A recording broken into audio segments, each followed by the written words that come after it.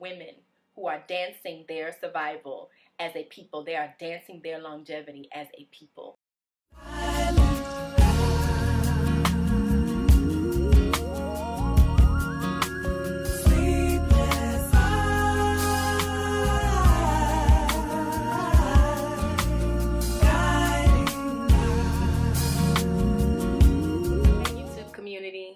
Welcome to my channel. My name is Omi, and I'm so glad you're here with me today. So the topic of this video is why study dance in Africa.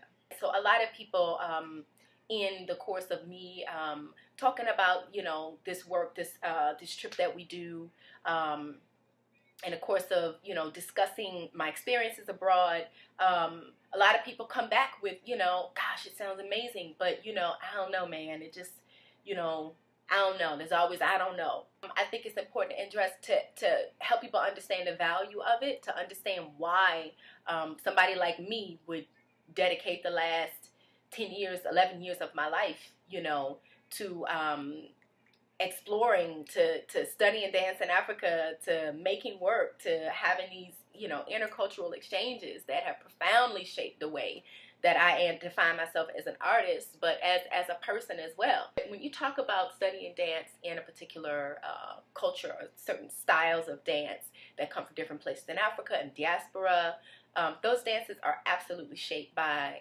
the social and political context in which those dances developed and in which they occur, you know, on a regular basis. And they don't stay the same, you know, they don't, tradition is not something that is stagnant, it's something that is constantly moving and shifting, because life, culture, politics, constantly moving and constantly shifting.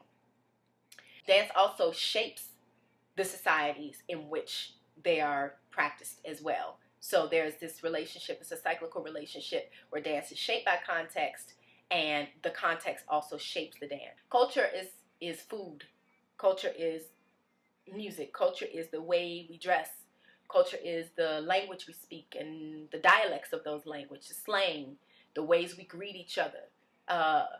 Culture is a way of seeing the world. It's a worldview, you know. In the same way language is a worldview, dance also represents a worldview, a way of seeing the world, a cosmology, a way of understanding human beings and, you know, the universe, and the way we all relate to one another as spiritual entities.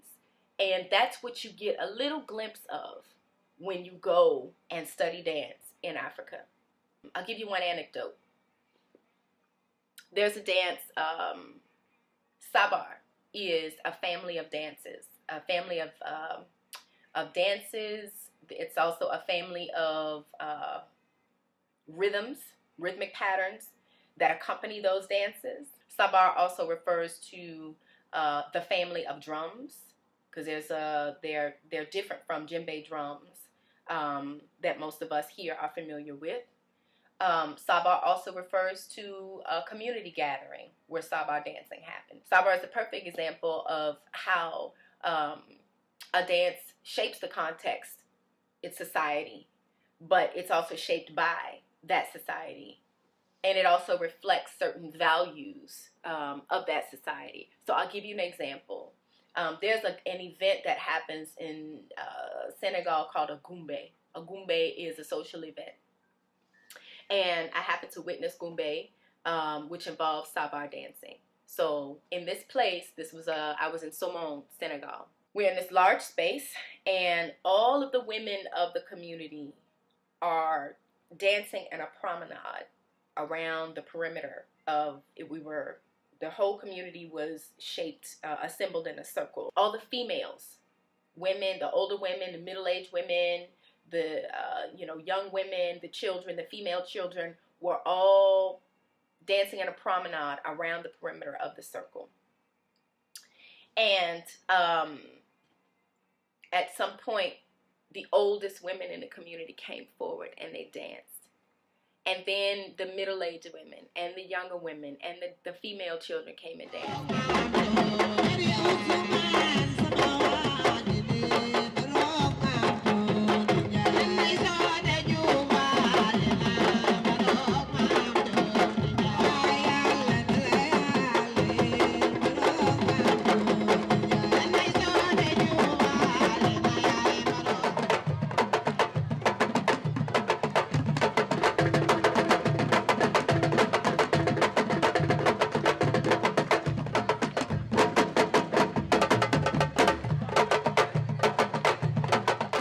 in that event, Sabar represented the idea of continuity, of longevity in a community. And longevity as it is perpetuated and made possible by the women in the society, right? So in that, you really see how mother is supreme. You know, that the women, you're looking at generations of females in that particular space. And the life of the community is made possible, and it continues, and it perpetuates, and it's ongoing.